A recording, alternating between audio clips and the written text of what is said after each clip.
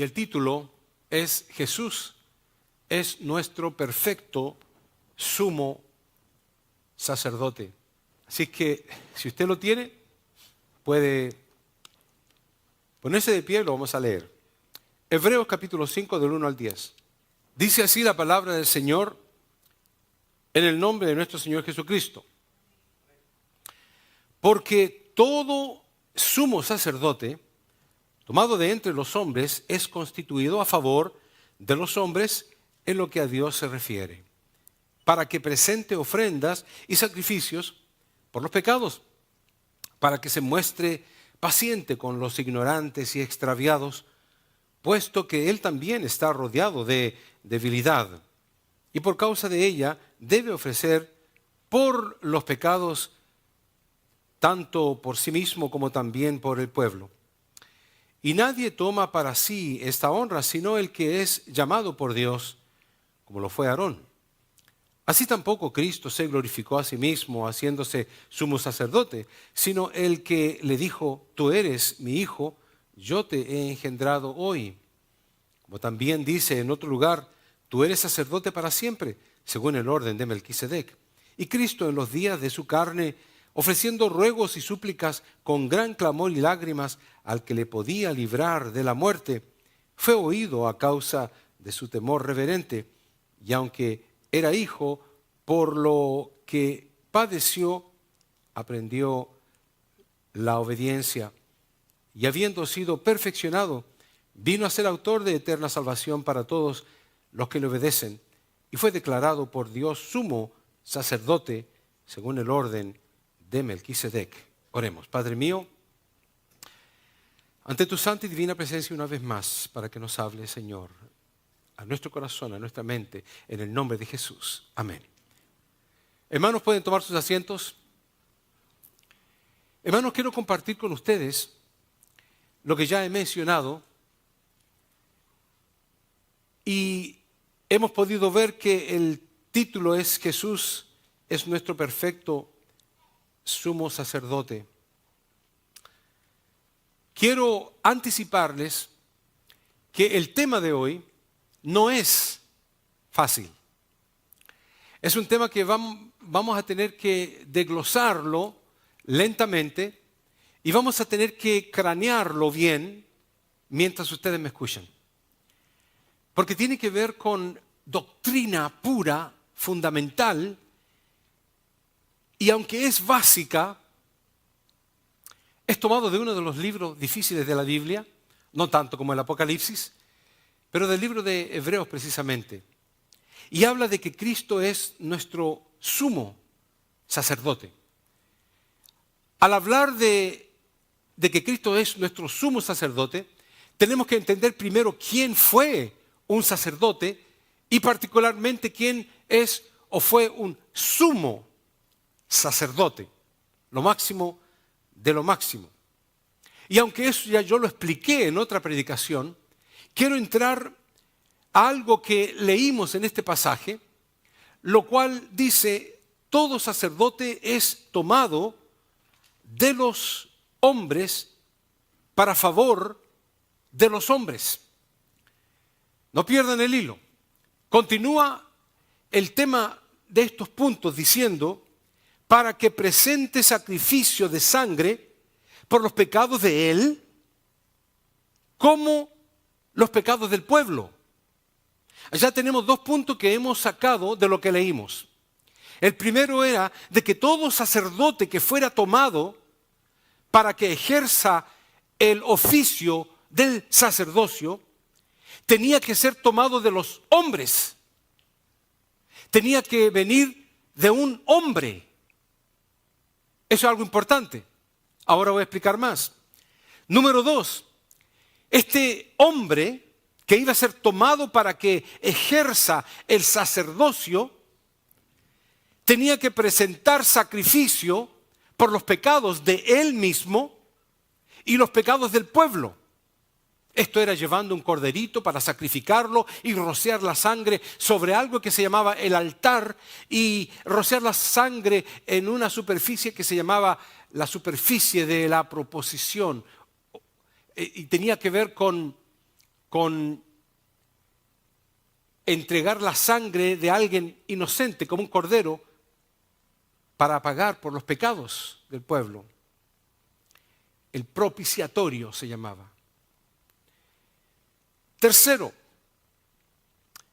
este hombre en particular tenía que demostrar paciencia con los ignorantes y extraviados. Ahora esto es duro de entender, pero poco a poco es bien interesante esto. Y empezando primeramente porque todo sacerdote es tomado de los hombres para favor de los hombres. La razón por la cual se tomaba un sacerdote era para que sirviera de conexión entre Dios y los hombres, o en este caso entre los hombres y Dios. Y él tenía que ser el puente entre los hombres y Dios. Los hombres no podían ir directamente a Dios. Dios no acepta pecado. No podría Dios recibir a nadie porque son personas pecadoras. Tenía que ir con alguien, lo cual era designado entre el grupo de los hombres, entre el pueblo, y se elegía uno en particular para no solamente ser el sacerdote, sino que ser el sumo sacerdote, que tenía que entrar una vez en todo el año para poder llevar a cabo ese sacrificio que supuestamente cubría los pecados tanto de él como los del pueblo ante Dios, para que Dios no viera los pecados. Y él viera entonces la sangre de un cordero. Y se tenía que hacer este sacrificio todos los santos días, si se quiere.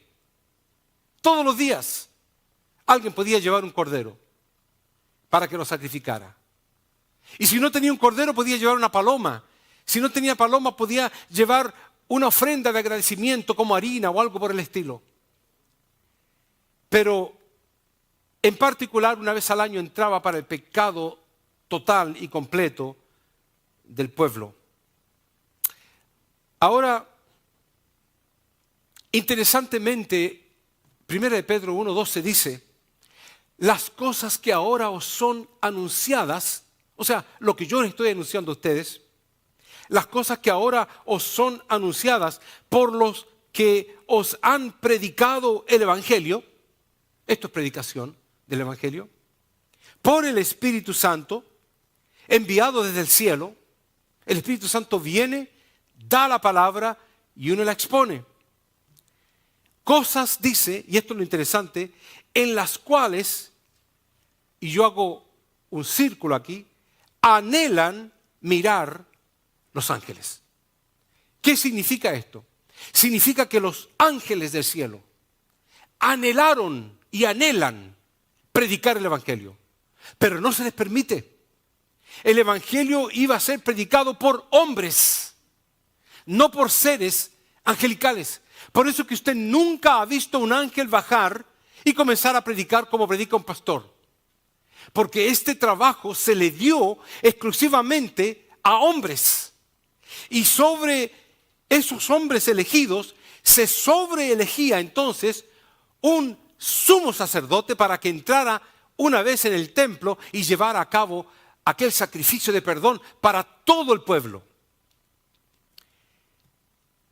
La palabra la podemos entender porque es un hombre hablando con hombres. Si fuera un ángel nos hablaría quizás, como dice Pablo, en lenguaje de ángeles y a lo mejor no entenderíamos. El concepto de los ángeles viviendo en la estratosfera o en el tercer cielo o en el séptimo cielo, en el ambiente de Dios, en el ambiente divino, pudiera llegar y tratar de hablarnos. Ángeles que no saben lo que necesariamente es ser humano,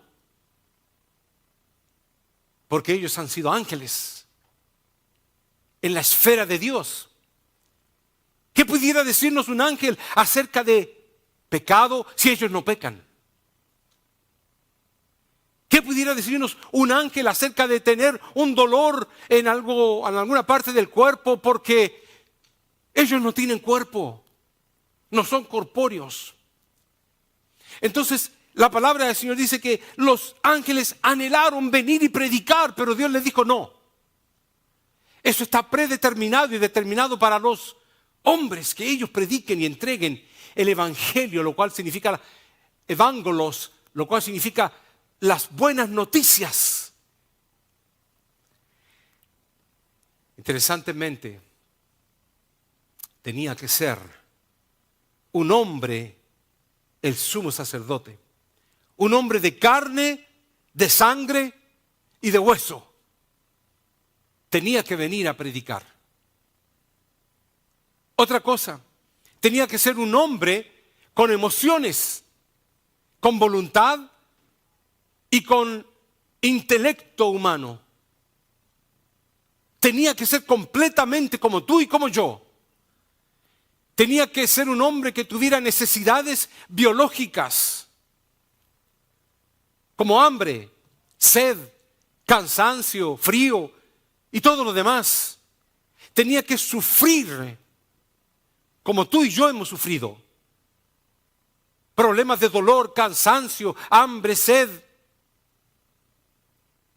Y todo lo que usted se puede imaginar, porque tenía que ser un hombre. Estaba escrito de esa forma. Y tenía que ser tentado en todo lo imaginable.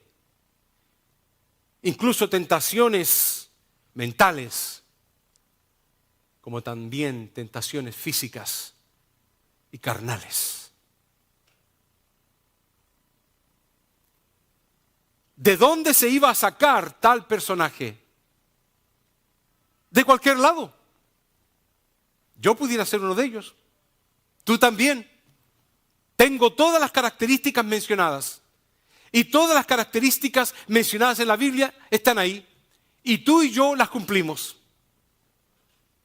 Excepto una. Excepto una. No podía pecar. Aquel hombre no podía pecar, porque si pecaba, deshacía todas las posibilidades de que fuera el sacrificio perfecto, inmaculado, limpio.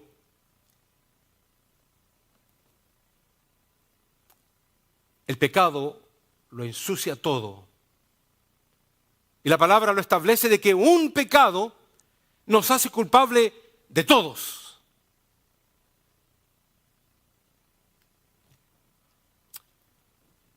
Pero la palabra del Señor dice que de tal manera amó Dios al mundo que envió a su Hijo unigénito, para que todo aquel que en Él crea no se pierda, sino que tenga vida eterna. Me podía haber tomado a mí o te podía haber tomado a ti, pero nosotros caímos y tropezamos en la misma piedra que se llama pecado. Sea mental, sea carnal, sea físico, sea de omisión o de comisión, caemos en pecado. Este tenía que ser impecable, que no podía pecar. Y la palabra lo dice. En el principio era el Verbo. Y el Verbo era con Dios. Y el Verbo era Dios. Y cuando entendemos lo que significa la palabra verbo, se traduce como logos. Y la palabra logos significa palabra.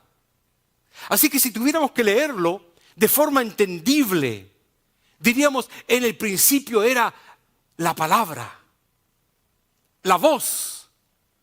En el principio era la palabra y la palabra era con Dios y la palabra era Dios. Hágase el universo. Dios no tuvo que molecular el universo con sus manos. Él solamente dijo la palabra. Por eso se le llama a la Biblia la palabra de Dios. Y otra cosa, de forma inferida, lo cual significa de forma entendible, el logos o la palabra es la ley. En el principio existía la ley ya. La formación de la ley rígida, soberana, y aquella ley era Dios, y aquella ley ejecutó todo lo que vemos, la palabra. Pero la palabra de Dios continúa diciendo, y aquel verbo, aquella palabra fue hecho carne. Aquella palabra fue hecha carne y habitó entre nosotros y vimos su gloria, gloria como del unigénito del Padre, lleno de gracia, favor inmerecido, de gracia y de verdad, no de mentiras que vivimos en este mundo. En el principio era el verbo, dice el verbo era con Dios, pero es aquel verbo se hizo carne. Otra versión bíblica dice, y el verbo se hizo hombre y habitó entre nosotros. Hermanos amados, Jesús vino para darnos a conocer el amor del Padre. El versículo más traducido en todo el mundo, el más traducido en el mundo entero, es el de Juan 3:16. Porque de tal manera, y ahí pudiéramos nosotros poner un punto y ya sencillamente quedarnos en la incógnita, porque nunca lo sabremos. De tal manera implica volúmenes. ¿De qué forma nos amó Dios? Mira, no existe la forma de poder explicarte terrenalmente de qué forma Dios te amó, porque ni aunque te lo explicara lo entenderías. De tal manera amó Dios al mundo que envió a su propio Hijo unigénito para morir. ¿Pero por qué tenía que morir? Ahí está el enigma. ¿Por qué tenía que morir? Porque la ley había dicho de que sin derramamiento de sangre no puede haber perdón de pecados. Y uno pregunta, ¿pero quién dijo eso? Dios lo había dicho. Dios lo había establecido. ¿Y podía morir algún hombre? Por supuesto que puede morir algún hombre. Pero el hombre no muere ni siquiera por su propia alma. Porque todos los hombres somos pecadores. ¿Podía morir un cabrito, un chivito, un animalito? Claro que sí, moría. Pero tenía que estarlo matando todos los días, hasta que se acabara el género de ese tipo de animal a lo mejor. Y los pecados del hombre continuarían, porque el hombre nace con el pecado original. Y hasta los últimos momentos de su vida sigue pecando. Y si no puede pecar con el cuerpo, peca con el pensamiento. La palabra del Señor nos da claridad de que Cristo vino para darnos a conocer el amor del Padre.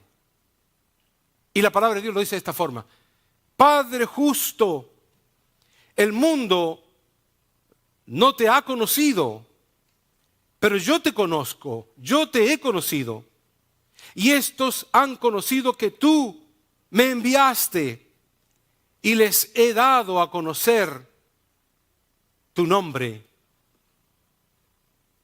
Mientras cantábamos, tu nombre es más grande, tu nombre es más alto, tu nombre sobre todo es. Y cuando cantábamos ese cántico, me recordaba del sermón que había preparado. El nombre. ¿Qué conlleva el nombre? Mi hijo es hijo mío y puede comprobarlo. Lleva mi nombre. Se llama Guerrero. Mis hijas adquirieron mi nombre. Guerrero también. Después de casada me las robaron. Cuando nosotros adquirimos el nombre, la palabra del Señor dice que todo hombre lleva el nombre del Padre. ¿En qué sentido? ¿Qué conlleva el nombre de Dios? ¿Adonai? ¿Nos quedamos solamente en la pronunciación? Pero cuando entendemos el tetragramatón, las 4 consonantes que hablan del nombre de Dios, de que yo soy el que soy, yo soy el que existo, ¿de qué forma nosotros nos podemos aplicar el nombre de Dios a nuestras vidas? Porque sin Cristo morimos, pero con Cristo pasamos a vivir eternamente y asimilando el nombre de Dios. Vivimos eternamente. Te doy vida eterna, dice la palabra de Dios, para que todo aquel que crea en Cristo tenga vida eterna.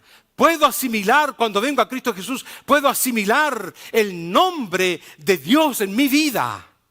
Hasta el punto que la palabra de Dios dice que Dios mismo, en la tercera persona de la Trinidad, entra a mi corazón y hace residencia, hace morada en mí. Entonces yo ando con Dios dentro de mi corazón.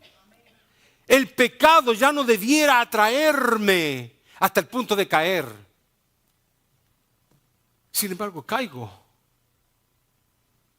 Sin embargo, pecamos todavía. Porque estamos en la carne. Hasta el momento en que nuestro cuerpo sea glorificado y transformado en un abrir y cerrar de ojos, entonces podremos decir lo que Cristo Jesús dijo: ¿dónde está, oh muerte, tu aguijón? Sepulcro, ¿dónde está tu victoria? Porque Él resucitó. Se rió de la muerte.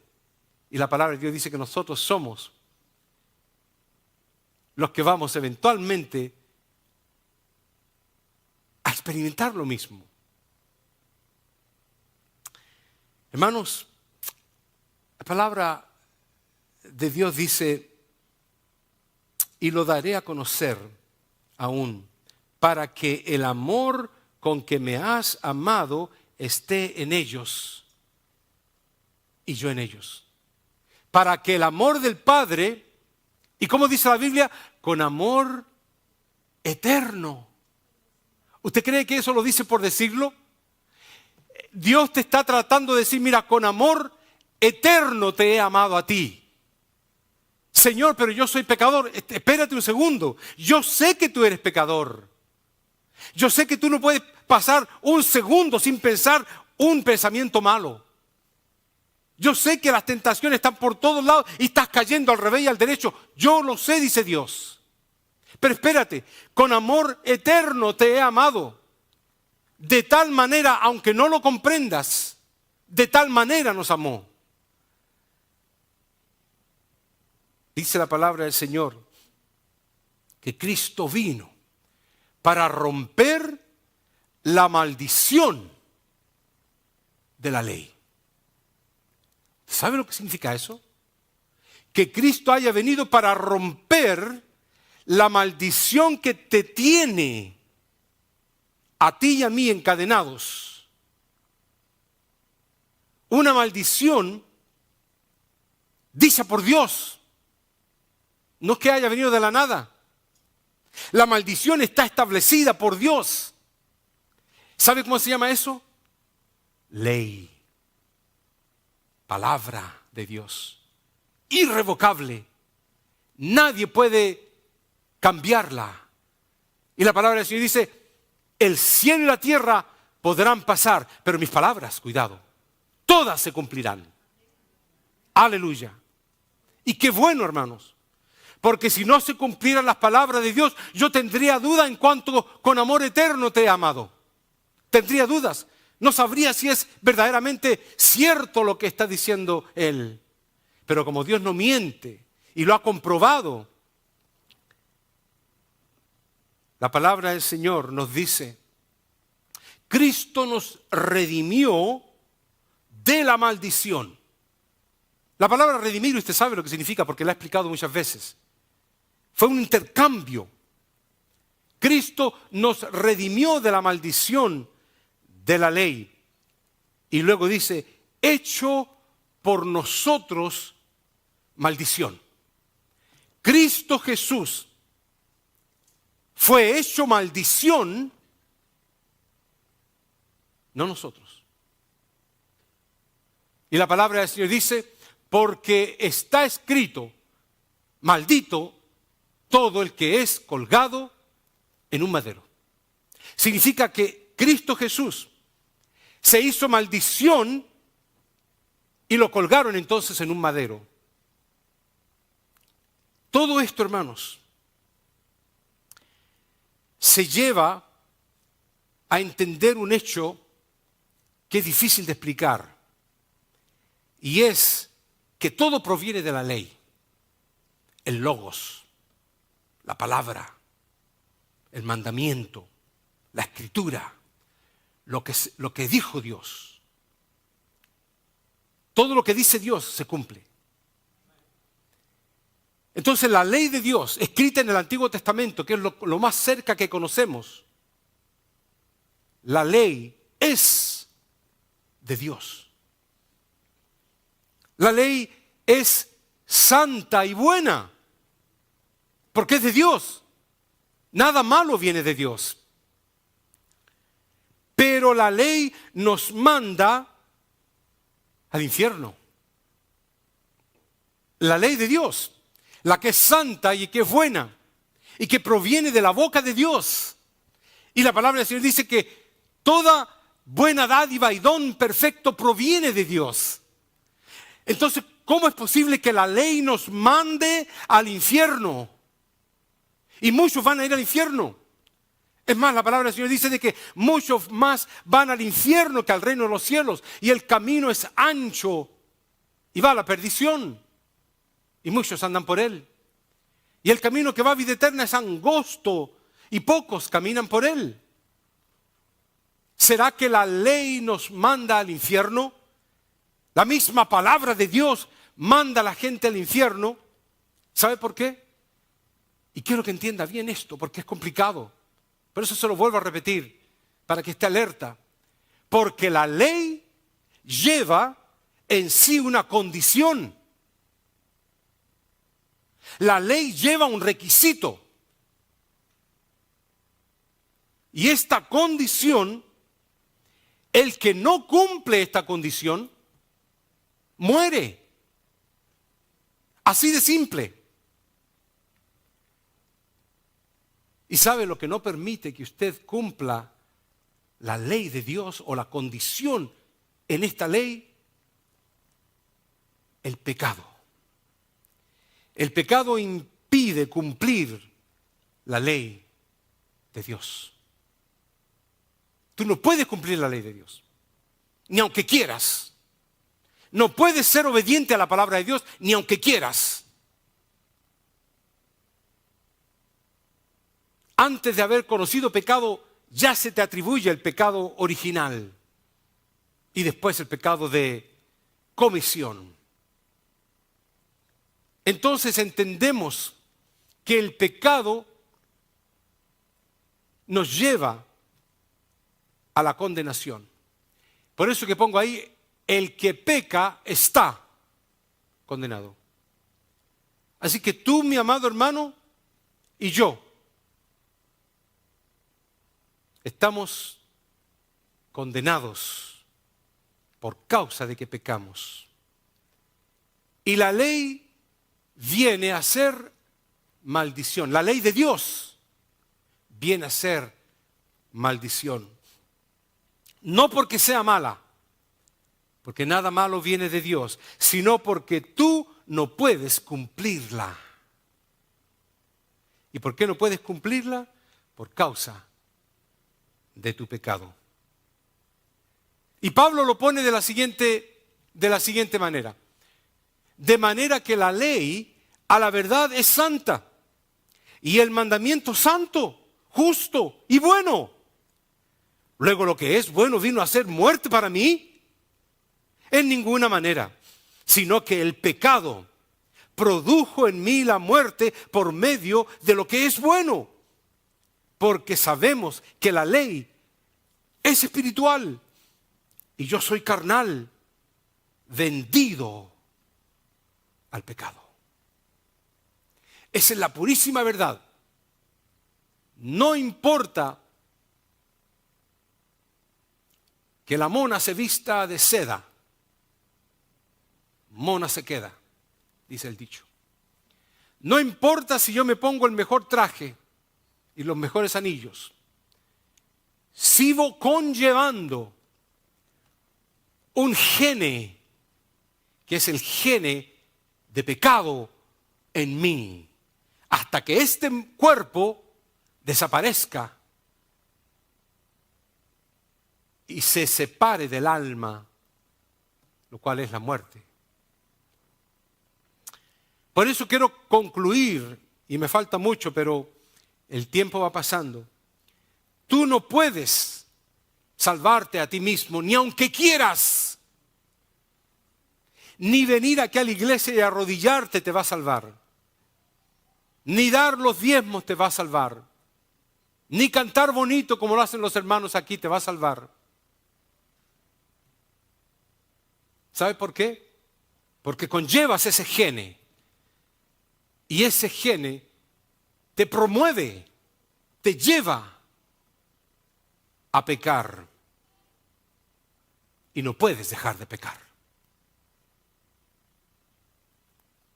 Tú estás bajo entonces condenación. Sencillamente porque no puedes cumplir la ley. Y Pablo lo dijo de una forma muy clara.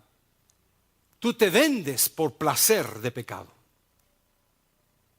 Tú prefieres tener 5 minutos de placer y venderte por ese pecado. Estás bajo condenación. ¿Por qué? Porque eres carne. Todavía no eres espíritu vivificado. Yo sé que estoy hablando como en pasado, porque eventualmente llegamos a la condición de ser nuevas criaturas. Pero tiene que llegar ese momento en que el hombre y la mujer hace esa transición de muerte a vida. Y no es por lo que tú hagas, sino porque el Espíritu de Dios te vivifica, te ilumina. Y en un momento que tú no lo esperas, logras entender el significado de que Cristo pagó por los pecados que cometiste, que cometes y que vas a cometer mañana. Los pagó ya. Y eso significa el amor eterno que tú ni yo no entendemos. Que con amor eterno, pasado, presente y futuro, nos ha amado Dios. Por cuanto los designios de la carne son enemistad contra Dios, porque no se sujetan a la ley de Dios. Los designios de tu carne y la mía no se sujetan a la ley de Dios. No quieres orar. Te duele doblar las rodillas. Te cuesta ayunar. Te cuesta ir a los servicios de la iglesia porque te aburren o porque estás cansado o porque estás enfermo. Cualquier cosa que sea una excusa relativamente válida, la aprovechas para no servirle a Dios como Dios merece.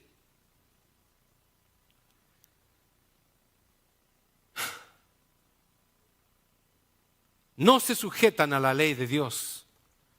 No se sujetan al logos, a la palabra de Dios. pero tampoco pueden, ni aunque quieras. Por eso que existe esa lucha ambulante contigo y conmigo. Quieres hacer lo bueno y no lo logras. Señor, te prometo que esta vez, y esa promesa queda en la basura.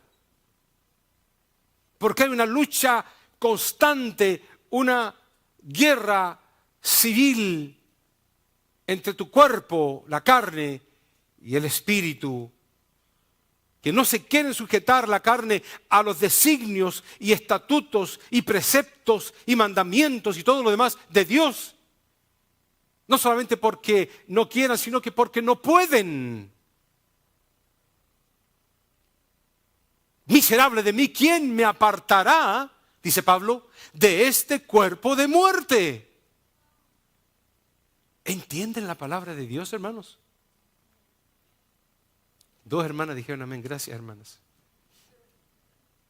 La ley, hermanos, dice, el alma que pecare, esa morirá. La ley dice, porque la paga del pecado es la muerte. La ley dice, todos pecaron, por tanto, todos están destituidos de la gloria de Dios. Querrámoslo o no, canto bonito no me sirve de nada. Hay algo en mí que es el gene del pecado, injertado desde el principio de la humanidad, cuando la serpiente le habló a Adán y Eva. Y el pecado fue inyectado y continúa de generación en generación. Cristo, hermanos, vino a cumplir lo que tú ni yo podíamos cumplir. Él vino a cumplir lo que tú y yo no podíamos hacerlo. Tenía que ser un hombre, Él vino como hombre. Tenía que tener carne y hueso, vino en carne y hueso. Tenía que tener emociones como tú y yo y sentimientos como tú y yo. Se podía enojar, se podía reír, podía llorar. Podía tener sentimientos de amor y de lástima como tú y como yo. Tenía que ser un hombre que sintiera el peso del pecado y la presión de querer comer un pedazo de pan porque tenía hambre y porque hacían días y días y días no había comido nada y tenía hambre y veía ese pan y podía decir con la palabra de su poder que se convierta esa piedra, que se convierta en pan. Y no lo hizo, porque al hacerlo no era pecado comerse el pan. No era pecado transformar esa piedra en pan. Pero era pecado oír a Satanás, que le decía, convierte esa piedra en pan. Ahí está el pecado, en escuchar la voz de Satanás y dejarnos llevar por la maldad. Jesús vino a cumplir la ley. Jesús vino a cumplir la ley. La palabra de Dios dice, no penséis que he venido para abrogar la ley. Lo cual significa anular. O los profetas, dice él, no he venido para abrogar, sino para cumplir. ¿Por qué? Porque ni yo ni tú podíamos cumplir la ley, ni siquiera por nosotros mismos. La idea es como si un hombre se está ahogando y mientras se ahoga y no tiene un chaleco salvavidas, se está ahogando, él levanta su mano, se agarra del pelo y trata de levantarse. Ese es el concepto de tratar de salvarse a sí mismo. No se puede. Él vino a cumplir la ley. Por eso que decimos que tenemos un sumo sacerdote que fue tentado en todo según nuestra semejanza, pero sin pecado. Y la palabra del Señor lo dice, es Jesús, el cual no hizo pecado, ni se halló engaño en su boca. Jesús vino para ser Él el perfecto sacrificio. Aleluya. Si no hubiera sido por Él, todas nuestras malas costumbres, pecados y cosas que nos daría vergüenza mencionarlas, nos siguen llevando y tirando hacia la tumba eterna.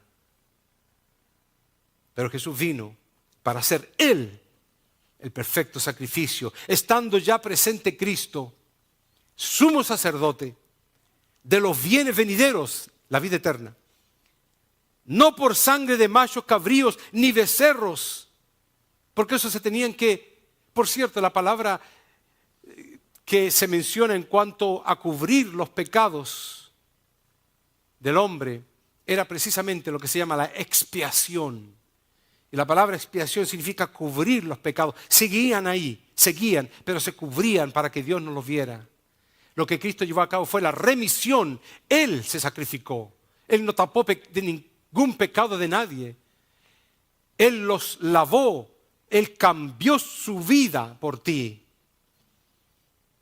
Dice, no por sangre de macho cabrío ni de becerro, sino por su propia sangre entró una vez y para siempre en el lugar santísimo, habiendo obtenido eterna redención para ti y para mí.